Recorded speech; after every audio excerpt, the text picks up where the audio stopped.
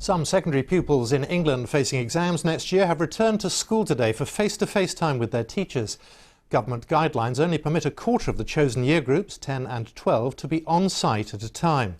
Dan Johnson has been to a school in south-east London to see how they are learning to cope. Taking the register now means taking temperatures too. But this is only a quarter of 2 year groups, the pupils who face exams next year. I haven't been here for like 3 months and it's just weird to be back. I'm glad to be back because I get to see all my mates today, innit? So yeah, it's cool, I don't mind it.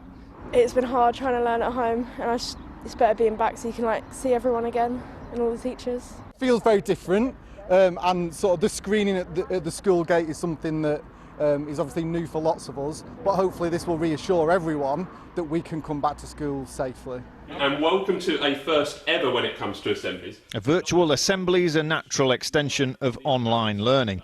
We're also joining hundreds of students at home who will be watching this via our daily stream. And we're going to start by looking at some of our health and safety. Here the timetable's unchanged, but just a handful of each class will be in each day, with the rest joining from home.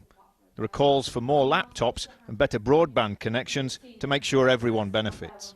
My only concern is that there will be uniform provision across the country in terms of safety, that the schools that are difficult, the ones that are in a category maybe in special measures or require improvement, that they are operating at the same level in terms of safety and quality of provision.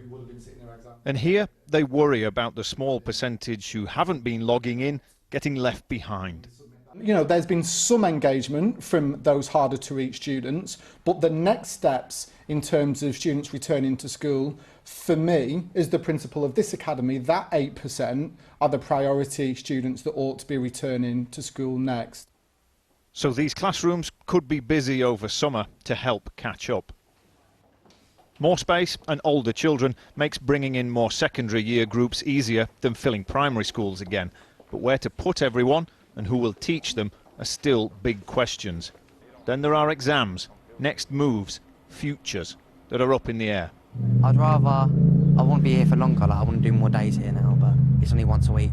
We've been set work online, so we shouldn't be behind if you do the work online. So. And have you been doing it? Most of it, yeah. Dan Johnson, BBC News, Bexley Heath.